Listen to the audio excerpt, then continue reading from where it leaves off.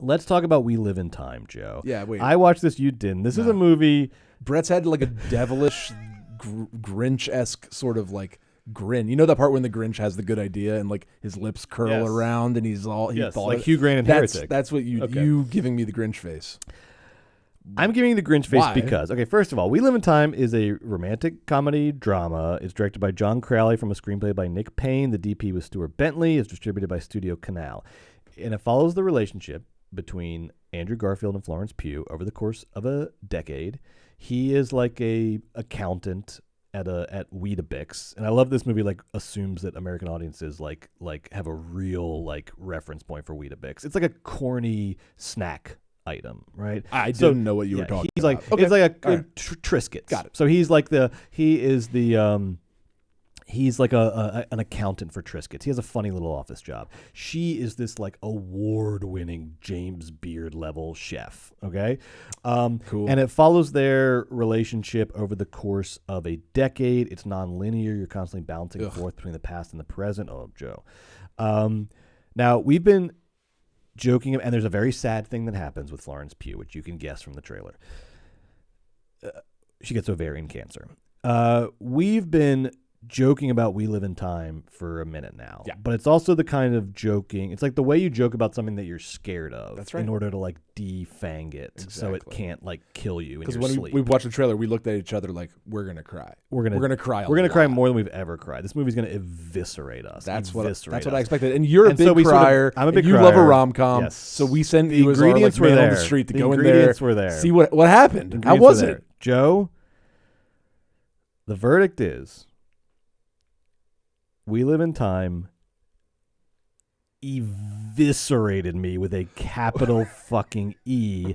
And the bigger surprise, I also really liked it. I really fucking liked this movie. It was a great movie and you cried like a baby. Yes, I really liked maybe one of my best movie-going experiences of the year. Yes. I was so happy to hear this. By how this movie actually played out beyond the trailer, beyond my expectations. It's a good movie. It is funny and charming and devastating. It's the kind of movie, once again, it's the kind of movie, they say it a lot, it's true, it's the kind of movie they do not make anymore. It is a throwback, like weepy rom-com from the 90s, you know, where it'd have rom-com beats, but somebody in it's going to die. It does that. It does it perfectly. It's really sad. It's really funny. It's really charming. It is also, first and foremost, and this is what I want to focus on, Joe. First and foremost, it is a fucking stage for Garfield and Pugh. Tell me. Stage, Joe. Who oh wins? My God. How's it go? We win. The fucking audience wins, okay? Because these two said, what are we going to do for our big award season bid this year? What's going to be our big award season role? I also have to imagine that everyone involved with the making of this movie is shocked that more people are not talking about this movie. Because this movie was like they got to be like, everyone's talking about the fucking Blake Lively rom-com with sad stuff in it and not our amazing rom-com with sad stuff in it. Like, what happened? I am kind of shocked that more people are not talking about this movie. It is like made to be talked about. So it's not based on a book, I guess? That must be part of it. To? That must be part of it. I don't know if that's a good question. Like, I wonder if it's original or adapted. I think it's like from a screenplay by Nick Payne. There's no indication of based on. So it's an original script. That must be part of it. And then you think... Yeah. I don't know if you associate Garfield necessarily with box office like gold, but you certainly outside of Spider-Man. You certainly would think that like Pugh plus Garfield plus rom-com equals some butts and some seats. But no. It feels like this movie is flying way under the radar, and I think that is a shame, Joe, because instead of picking, I think we should reward Garfield and Pugh for this, because instead of picking a Maria Callas biopic, no shade to Angelina Jolie, or a Vatican thriller, a little bit of shade there to Ralph Fiennes, to do their big like awards bait performance. They picked this old-fashioned movie with two normal people roles, and they fucking crushed, Joe. Holy shit. Are Andrew Garfield and Florence Pugh really good at acting? Yeah. Oh my God. Pugh's the best actor alive. My God. She's our Meryl Streep, I always say. She's the best actor of her generation. Well, if Pugh is our Meryl Streep, I'm at the end of this going to propose who I think Garfield is. No, hold on, okay? Garfield's... Now, their performance in this, just hold on, okay? We're going to get there. Let's follow the primrose path, baby. Their performances in this movie have that quality of great movie acting where it's all so relatable and real, but also like no one on planet Earth has ever behaved like this. So it's like hot it's so beautiful. it's so real. And then I was like, if I saw someone in real life acting like Andrew Garfield acts when he's just like sitting alone at a table in a restaurant, I'd be like, Amy, like, what the fuck is with this guy? Yeah. Why is he so okay? nervous? Yeah, he's so like, bonking what's his happening? Head, right? Did you see that TikTok video that was going around about like the couple on the subway in New York that was having like the most intense fucking moment ever? Like there was either like an argument or a breakup or something. There's this TikTok video going around being like, what, are these two think they're in a movie? Like what's going on? It's like that. It's like we're like, but in the movie world, the movie with me sitting there, it's the realest fucking thing I've ever seen in my life. It's so real. Oh my God. And on one level, this movie is diabolical because it does that thing that these weepy rom-coms do where it's like hey, like what if we took the two most perfect people on planet Earth and just something fucking horrible happened to them? Wouldn't that be fun? Like what if we took fun little charming Andrew Garfield and just like stunning tough cool Florence Pugh and we fucking ruined their lives, baby? Do you want to come along on that ride with us? Do you want to come along on that ride? But that's just on one level. And even on that level, it worked. I was a fucking puddle in this movie, Joe. I was a wreck. I had like chills throughout throughout the movie. I can't see this movie, man. But here's why you need to watch. You will. I did not ultimately find the movie to be exploitative, which I think was kind of like our big like verdict was like, are the tears going to be exploited out of us or are they going to be earned? And I felt like they were earned. Yeah. Because thanks to the performances and a really like solid script that knew this was going to be a performance movie and not like a writer's movie, I thought everyone sort of shared and did their roles really well, and they all knew that like we are creating a stage for Garfield and Pugh to fucking rock, and they did rock. And the movie is just also like so charming. It's like so fucking charming, and that sort of softens the edges a little bit. It's like if the dinner scene in Notting Hill, remember when like he's with his friends all at dinner and they're all, it's just it's a classic rom-com scene, but it also has like little hints of trauma and sadness. You love that and they're all being part. so honest. I love that scene. Yeah. Imagine if that scene was a movie. Right. That's kind of We Live in Time.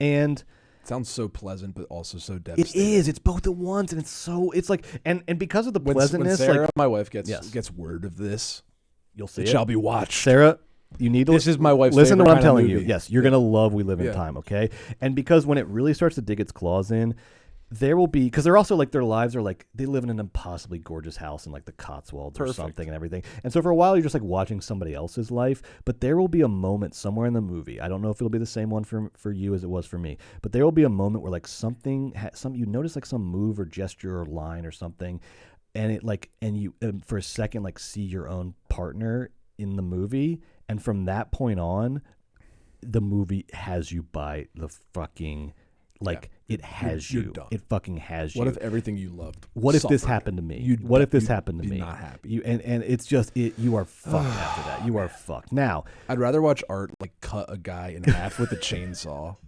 Like that's like where my So, like, yeah. isn't that messed Yeah. up? No, Like it's much easier to watch art like take a chainsaw and cut a man from nave to the chop. it is rather not messed than up. fucking- Great yeah. illusion Thanks. there. It is not messed up because we need to have a real conversation about how emotional the emotional work that actually gets done in movie theaters when we watch these movies. Everybody's talking about, oh, Terrifier 2 is so perverse and fucked up. Not really. You know what's perverse and fucked up? We live in time, but it earns it, and I love it. Yeah. One last word now on Andrew Garfield. Who is this guy? What does he do? Because I was sitting there like desperately looking for a life raft so I didn't drown in my own tears. And I was like, all right, let me get to the bottom of Andrew Garfield. Pugh I basically get because she's Best just so actor good. of her Yes. generation. Garfield, you're watching him and he does so much. Yeah, I know. But like 90% of it is good, is Okay. like the right choice, so you kind of let him do so much I because you like want Garfield. to I'm want not to a play hater. the odds with him and be like, I love it, keep doing everything, Yeah. baby, keep doing 800 movements with your eyebrows and eyes and mouth know, and this and that and hands through hair and everything. know. Honestly, keep doing it because most of it works all the Okay. time. Now the whole movie I was like, what is Andrew Garfield? Who is this person? What are his analogs? Who is he to this generation? I like that Florence Pugh is our new Meryl Streep. And I think that Andrew Garfield is not, he's not this, but he's so close to it. And I just Anthony wonder, Perkins? I just wonder if we could turn a couple knobs and get him there. If we can like tweak this a little bit and tweak this, I think Andrew Garfield could be his generation's Tom Hanks. I think he could be Hanks. And here is why. Now, he needs to be slightly less theater kid, and he needs to be a little broader, and he has to actually be funny. Those are kind of like the hurdles right now.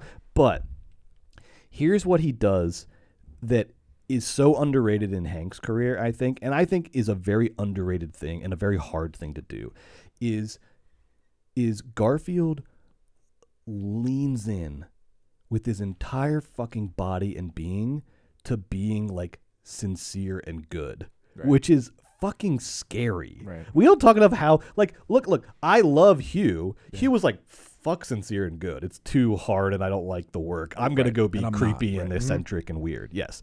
It is a hard thing to like nail genuinely like good-hearted characters, and that's what this character is. This is like, he is playing like the best fucking boyfriend that has ever existed, and as a reward for being the best boyfriend that's ever existed, the love of his life dies of cancer in front of him. Oh, Brett, but I can't, man. He is so fucking in it. He is so committed to it, and he says, "You're gonna go on this journey, and guess what, baby? Guess what? What? I'm not gonna lose it.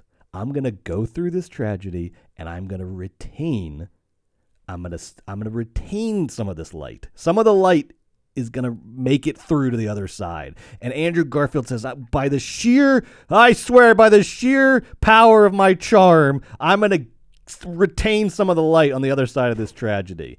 And look, I know the corny trope of like the female suffering movie.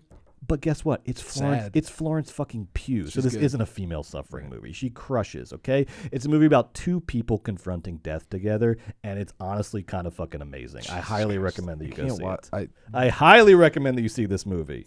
That's a really nice review. I'm gonna cry. I hate it. I can't. I will, but I can't. You have to see it. I love Pugh. I like your Garfield take. I think that's actually really interesting. He has a long road to walk, and there are some hurdles to be jumped. But I see where you're driving at. Yes, it's definitely a thinker. I think it's a good take. I need to go back and do some research in the lab. Yeah, but I hear what you're saying. No, you do. Like I said, we got to tweak some knobs. He definitely really has to bring theater kid knob down. He's got to bring every man up. Yeah. He's got to forget that he's British. He's got to lose that. He's got to lose that. But it's there. Yeah. I don't know if anybody else who's even in the ballpark is why I'm bringing it up. He's kind of there. I gotta think about it. Tweak a couple knobs, baby. Be our Tom Hanks. I went from kind of having almost no opinion about Andrew Garfield to like thinking about him nonstop for the last 24 hours after this movie. I'm invested. Were other theater goers crying as well?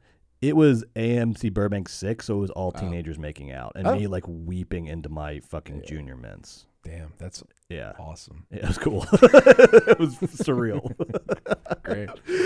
like 6 teenagers making out and me being like, but what would I say to my boy if this happened? Stop it, Brett. I cannot with this. No more movies. It's too good. It's too beautiful. It was a lot. You're making me. You're about to cry based on me talking about it. I am. Oh. Right. Usually I hate corny sort of like Mumford & Sons adjacent soundtracks. It was almost a relief. Terrible soundtrack, by the way. Yeah. It was almost a relief by the way it like sort of like moderated my emotions because I was like, because if it had like hit the right chord, I was like, if you play like a Chopin nocturne, I might have to kill myself. So thank God the soundtrack was corny. Hey, ho. Yeah. No, it was a lot of Lumineers on the soundtrack. Oh. Oh my God, that movie. All right. Shake it off. Honestly, maybe we just never speak. You're crying too. I know. Yeah, all right. I'm reliving actual memories of the movie. Maybe we never speak about We Live in Time again. I bet he loves her so much. And Joe, I bet she's no so one is great. ever as like. And I bet she has so much to live for, and he's so great. He just got there. I love my wife as much as I am capable of loving another person. Not as much as Andrew Garfield just is capable of loving another person more than I am. Well, that's undeniable. No, that's undeniable. In this movie, okay? I'm at my peak. I'm capped out. Andrew Garfield capped out a little higher. He's got more love to give than you. It's honest. It's honest. I dare anyone to say they have more love to give than Andrew Garfield. Not even fucking Quiz Kid Donnie Smith has more love to give than Andrew Garfield and We Live in Time. It's a new wife guy challenge. Do you love your wife as much as Andrew Garfield? Do you think you're a wife guy? Ask if are you more of a wife guy than Andrew Garfield? in We Live in Time.